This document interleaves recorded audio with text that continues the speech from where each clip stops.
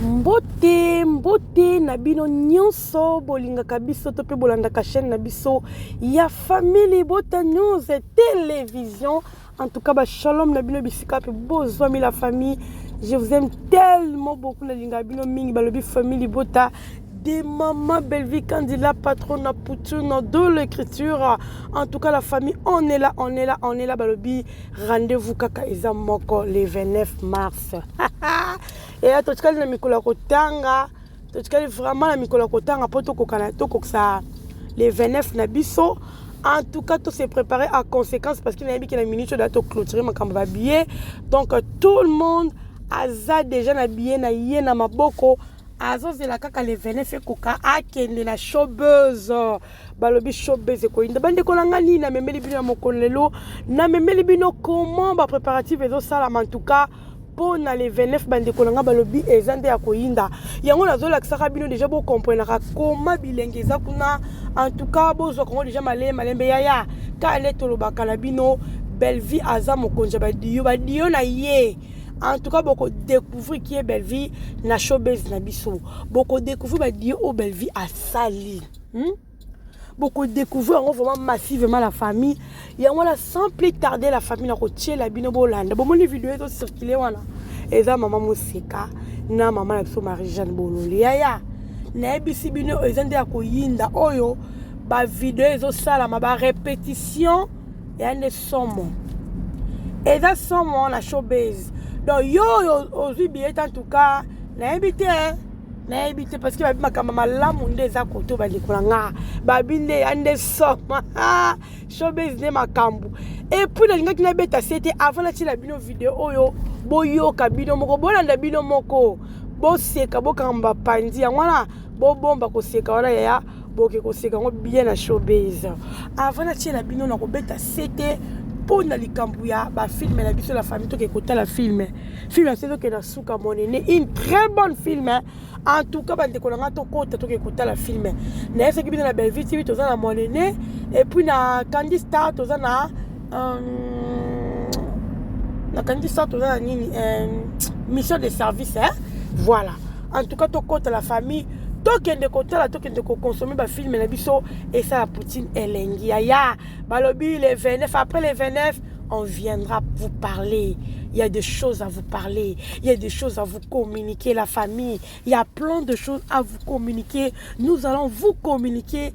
après ça. Écoutez d'abord. Hey yeah! Depuis année bandi oningisi nzoto te tala occasion yango yo olata obima osepela na temple ya artiste ya grande renommée o yebana ezali showbiz yaka convivre pe kofete 7 ans ya Bellevue TV oyo ezali cadeau signé Bellard Production andimi à offrir bino spectacle riche en couleurs le 29 mars oyo avec ba one man show oyo bakomema bino na niveau bolingaka bon retrouver ambiance bon retrouver bonne humeur oyo nanu bozwa quitté depuis début année avec ba one man show lokola décor ilonga Gladys Aïda, Maman Kalunga, Maman Moseka, Marie-Jeanne Bololé, Gesho Engange, sans oublier Yemoko Belvi Kandi, Akozalawana, Pona Kosepelisa bino. Yo muto tuninga droit d'entrée, et ezali na $10 ya pamba, $30 pona ba place VIP, gagner temps, yo muto lingozo habillé, benga na ba numéro oyo, okozala mobimba. Yo muto yebenanu, Carrefour pe temple ya bastar ya RDCT o ezali showbiz ezali na croisement ya ba avenue Colonel Munjiba na boulevard du 30 juin yaka awa o sepela o vivre ambiance oyo na notikali ko vivre te le 29 mars oyo na showbiz nga na zanga te keyo oui.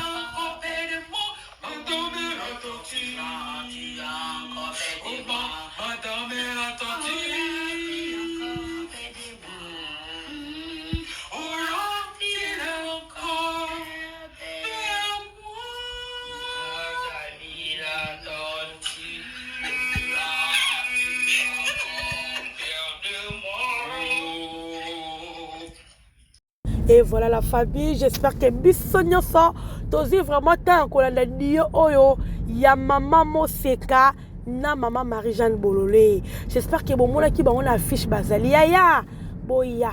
na showbiz. Makambo ezali, je vous dis, il y a plein de choses. Ouais bingaye. En tout cas, avec na ba stress na la famille, ba stress à musala na yé, peno senti que ba stress à musala. Tant na yé na yoki vidéo bande ko na seki na bi non belle vie faza la kaka ozomona belle vie faza la kaka na monde cinéma on la faza la kaka po makambo zo sela biso non ayibi ke so na tie ona o epesa makambo ayibi ke so na sangisi bato mibale epesa makambo debisio batu bazo commenter nani yango asangisa bato nani bato nyonso kaka bela en tout cas pesa yanga plaisir na bi non badio mosusu to totangaka mambo badio tobosanaka badio mosusu botala dio na biso ya bato mibale oyo mama Moseka na mama Marie-Jeanne yaya babi c'est du lourd, vous comprendre, c'est du lourd. Alors famille libota nazonga ka la famille libota nga akenda msika te nazonga kaka na famille libota parce que bino nde boza famille nanga ya nazonga ka pa la bino pona oloba nini. Nous devons soutenir cette dame qui est Belle-Vie Kandila Patrona. Nous devons la soutenir, s'il vous plaît, la famille. Balobi tango zo soutenir mutu o soutenir ye na mabena malamu na ye tango lingi mutu na bolingwa solo amour vrai amour sincère okolingi na mabele na malamu na ye, s'il vous plaît la famille. Et puis le monde oloba na biso mingi vie privée te parce que to linga belle vie pour na musala to sepela na musala belle vie osela biso yango to linga belle vie yango to pona belle vie. Alors to kota na vie privée na te parce que tout le monde a la vie privée na mutu tout na mokili oyo azaka na vie privée na ye biso so ben to ba vie privée na biso ouais batama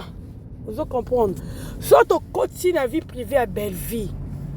to mité me ko suka biso to kozala peut-être na makambe belé alors tout tika ko kota na vie privée mais tout la musala au Poutine azo memela biso musala au Poutine azo c'est la biso comment elle est combattante to focus ming na bolamu na ye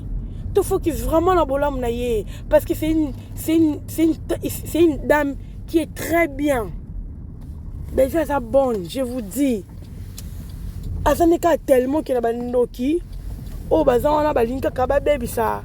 image na ye. Mais si on vend une belle vie, tu vas comprendre qui est belle vie quand il a Patrona. On comprend ce qu'Azanani. Oh, c'est une bonne personne. C'est une bonne personne. Quand on est au Bakamutu, mon côté dans mon kilo, oh, avec un défaut. Ah, n'a défaut, t'es parfaite. Azam mon son, non, ah, n'a défaut. Mais la qualité, les kébélés.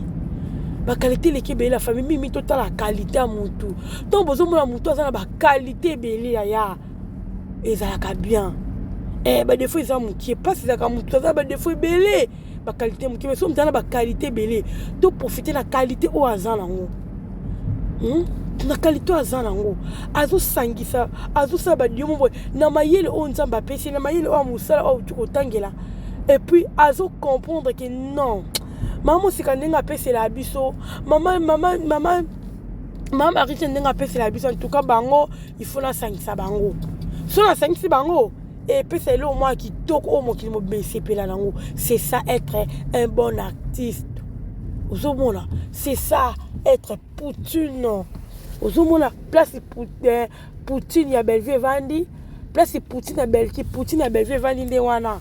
ozomona monta zo réfléchir azo même ma réflexion est trop loin azo comprendre que non nako suka kala maboki ne to suka ratin